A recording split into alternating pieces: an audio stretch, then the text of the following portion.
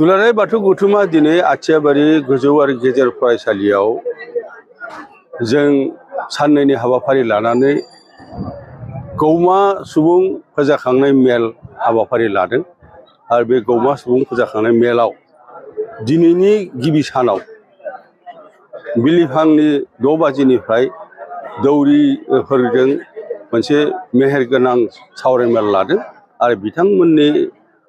सिगाङाव जोङो दुलाराय बाथौ गौथुमा लानाय हाबाफारि मावखान्थि बायदि जों दुलाराय बाथौ गौथुमनि गेजेरजों बाथौआरिनि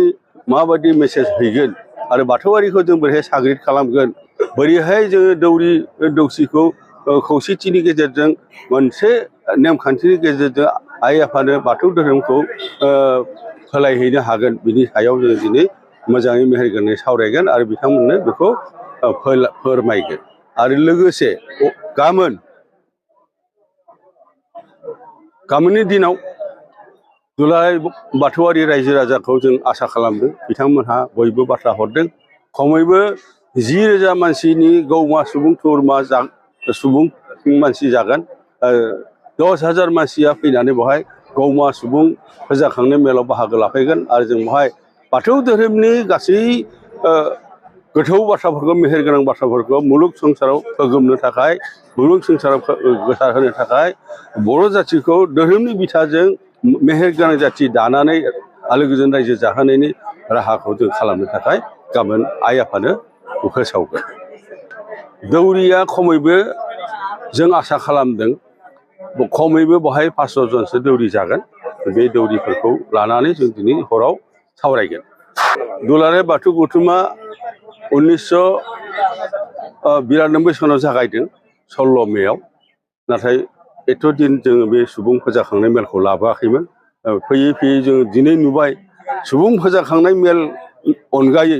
जों आइ आफा रायजो राजानो बाथ्राफोरखौ रोखा फोरमायनायाव गोब्राब जायो बेनिखायनो बेनो गिबि खेब जोंनि थाखाय सुबुं फोजाखांनाय मेल आरो बिनिफ्राय जोङो